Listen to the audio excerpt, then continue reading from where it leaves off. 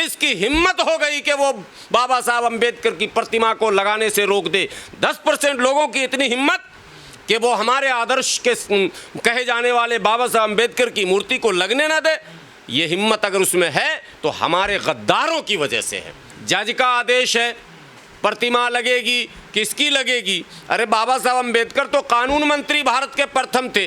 बाबा साहब अम्बेडकर की प्रतिमा तो प्रत्येक न्यायालय के प्रांगण में होना चाहिए था। प्रत्येक न्यायालय, चाहे वो छोटा हो, सब डिविजनल हो या डिस्ट्रिक्ट हो या हाई कोर्ट हो या सुप्रीम कोर्ट हो, सबके प्रांगण में बाबा साहब अम्बेडकर की प्रतिमा लगनी चाहिए थी, नियम तय। लेकिन दुर्भाग्य से समाज के इन गद्दारों के कारण जो भाजपा कांग्रेस के पिछलग्गू बने रहे, उनके चाल में फंसे रहे और मनुवाद को प्रमोट करने का मौका देते रहे, पीछे से ये सपोर्ट करते रहे। बाबा साहब अम्बेडकर जिस समाज की परिकल्पना करते थे, जो उनकी इच्छाएं थी, वो ये थी। आप देखते हैं उनकी तस्वीरें, यही तो इनके बेचैनी का कारण है। एक हाथ में संविधान है, दूसरे हाथ से इशारा कर रहे हैं, आओ दलितों, आओ पिछड़ो, आओ आदिवासियों, आओ शोषितों, पीड़ितों, वंचितों। तुम्हारा स्थान वो नहीं है जिसको तुमने मुकद्दर समझा है। तुम्हारी जगह वो नहीं है जो तुम समझ रहे हो कि ये तो हमें ऊपर वाले ने ही इसके लिए जन्म दिया है, हम सेवक के रूप में जन्म लिए हैं। इस मानसिकता के खिलाफ तुम एकजुट हो जाओ। स्वतंत्र भारत में तुम्हें जो वोट का अधिकार दिया गया है, उस वोट की चोट से इस व्यवस्था को बदलकर उस सत्ता के शिखर पर तुम जाओ। लेकिन दुर्भाग्य है, अफसोस है, लानत है समाज के उन नेताओं पर जिनके भेजे में गोबर भर गया है और वो आज भी इस बात को समझने को तैयार नहीं है कि उनके समाज का आर्थिक, सामाजिक, राजनीतिक शोषण किया जा रहा है। उनके आदर्शों को, उनके आइडियल को हमेशा डिस्टर्ब करने की कोशिश की जा रही है। लोकसभा के अंदर क्या हुआ? बाबा साहब की मूर्ति हटा दी गई रातों रात। क्या हुआ? पुनर्स्थापना हुई? नहीं हुई। कहाँ गए समाज के नेता? कहाँ गए समाज के लीडर? कहाँ सोए हुए हैं? किसके इंतजार में हैं? फिर कोई अंबेडकर आएगा, फिर वो कोई कांशीराम आएगा। आप प्रतीक्षा कर रहे हो और आप मौज करोगे। आप एसी घरों में और एसी गाड़ियों में और एसी ऑफिसों में रहोगे। आपको लाल बत्ती का जुनून है, आपको समाज के उद्धार का जुनून नहीं है। इसलिए मैं कहना चाहता हूँ SC ST OBC के, माइनॉरिटी के तमाम उन बुद्धिजीवियों से, उन वकीलों से, उन डॉक्टरों से, उन नेताओं से, उन प्रोफेसरों से कि आपको खोलकर अपने समाज के लिए आगे आना होगा और त्याग भाव के साथ आगे आना होगा। किसकी हिम्मत हो गई कि वो बाबा साहब अम्बेडकर की प्रतिमा को लगाने से रोक दे। 10% लोगों की इतनी हिम्मत कि वो हमारे आदर्श के कहे जाने वाले बाबा साहब अम्बेडकर की मूर्ति को लगने ना दे।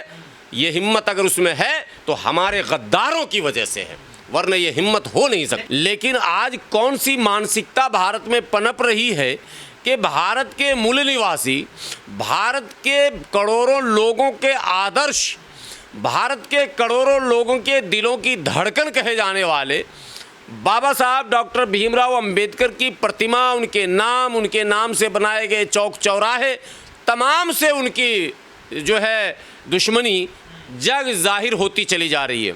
एक दो नहीं, सैकड़ों ऐसी घटनाएं घटी कि बाबा साहब के प्रतिमा पर हमले हो गए, तोड़ दी गई। क्यों साहब?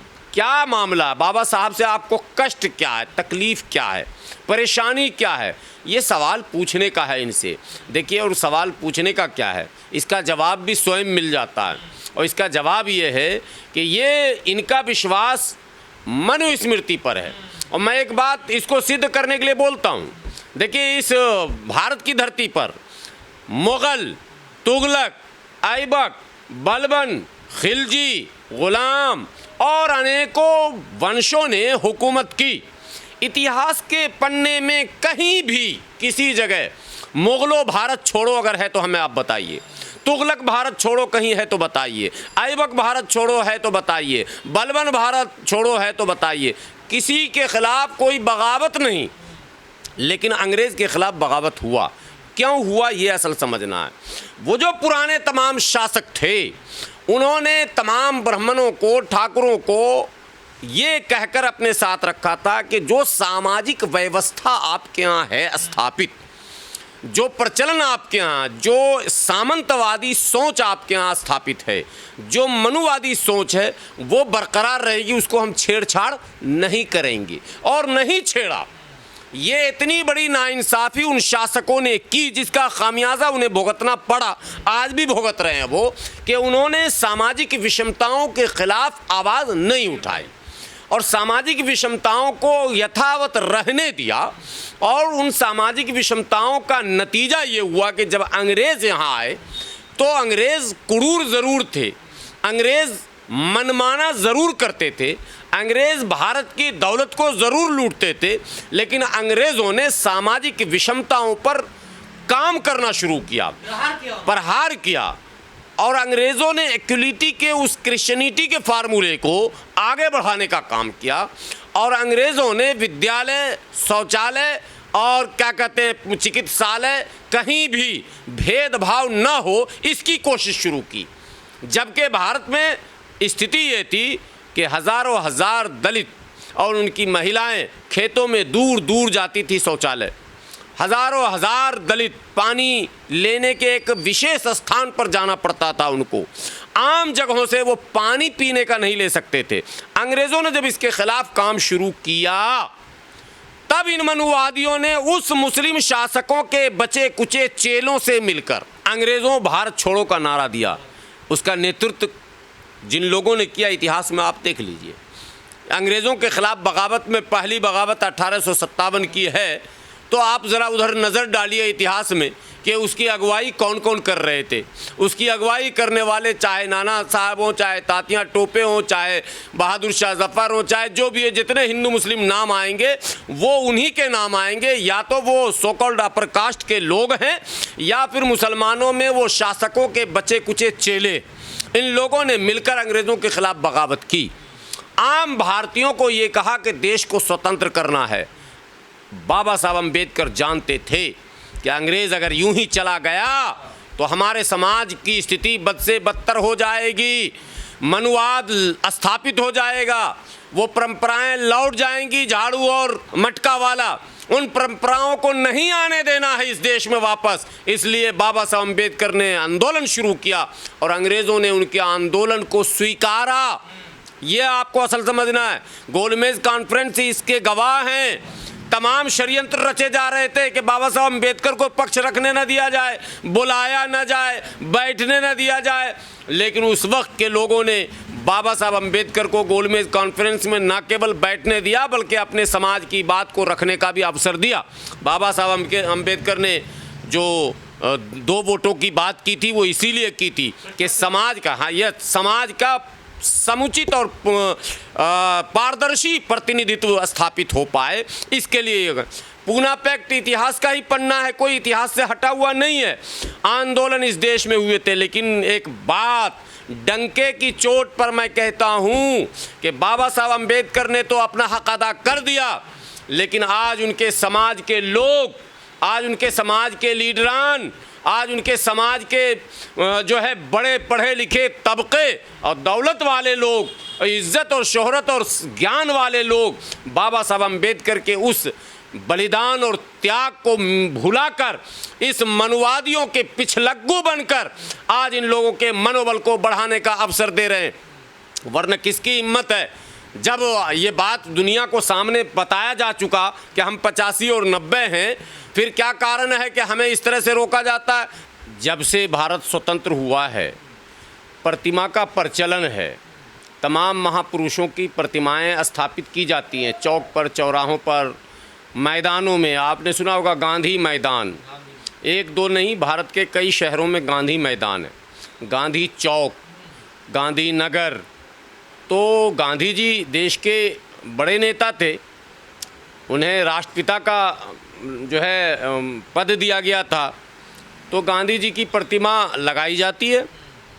कई अवसरों पर उनके नाम से स्कूल, कॉलेज, अस्पताल और चौक चौराहे का नामकरण किया जाता है, उनकी प्रतिमा लगाई जाती है। नेहरू जी देश के प्रथम प्रधानमंत्री थे। उन्होंने भारत को, वो भारत जो खंडर स्थिति में मिला था, उसको दुनिया में एक उसका स्थान लाया दुनिया के मुकाबले में भारत को लाया, भारत का नक्शा बदला, भारत में कल कारखाने खुलवाए, भारत में कॉलेजेस खुले, यूनिवर्सिटियाँ खुली, अस्पताल बने। नेहरू जी के शासनकाल में बहुत सारी चीज़ें जो बनी वो इतिहास के पन्नों में आज भी दर्ज हैं। तो नेहरू जी की प्रतिमाएं भी बनती हैं, नेहरू जी के नाम से भी मैदान, नेहरू जी के नाम से भी कॉलेज, स्कूल, यूनिवर्सिटी, अस्पताल, चौक चौराहे सब हैं। देश में एक आयरन लेडी रही हैं, कुछ लोगों ने उन्हें दुर्गा का एक क्या कहते हैं अवतार भी कहा। इंदिरा गांधी की बात मैं कर रहा हूँ, तो स्वर्गीय इंदिरा गांधी ने भी भारत के नाम को विश्व पटल पर उजागर किया, देश को मजबूत किया, विकास के रास्ते पर आगे बढ़ाया। तो नतीजतन इंदिरा गांधी के नाम से भी यहाँ कई स्टेडियम, कई अस्पताल, कई चौक चौराहे, कई स्कूल और कॉलेज और यूनिवर्सिटियाँ हैं।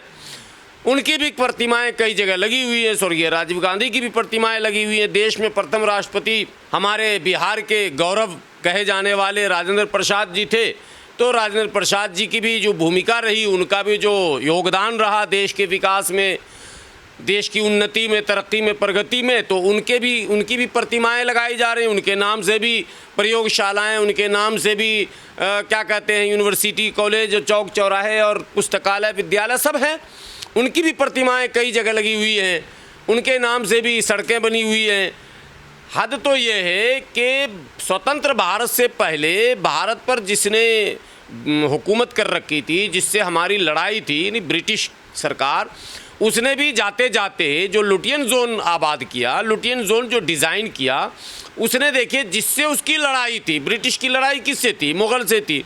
ब्रिटिश की पहली लड़ाई तो मुग़ल से हुई, टीपू सुल्तान से हुई, नवाबों से हुई, राजा रजवाड़ों से हुई, तमाम तरह की लड़ाइयाँ ब्रिटिश ने लड़ी। जिन जिन के ख़िलाफ़ लड़ाइयाँ लड़ी, सबके नाम पर सड़कें बनवा डाली। ये ब्रिटिश मानसिकता को आप देखिए कि वो कितना लिबरल था इस मामले में कि उसने नाम मिटाने के बजाय नाम को उजागर किया। आप लुटियन जोन में जाएं तो Akbar road, Shahjahan road, Aurangzeb road, Man Singh road, Maharana Pratap road, Babur road, Lodhi road, Tughlaq road, Aibak road, Balban road, Khilji road, और तमाम मतलब घोर विरोधी और जिससे उसका संघर्ष सीधा सीधा हुआ, उसके भी इतिहास को उसने संजो कर रखा, बचा कर रखा। ये बड़ी बात है।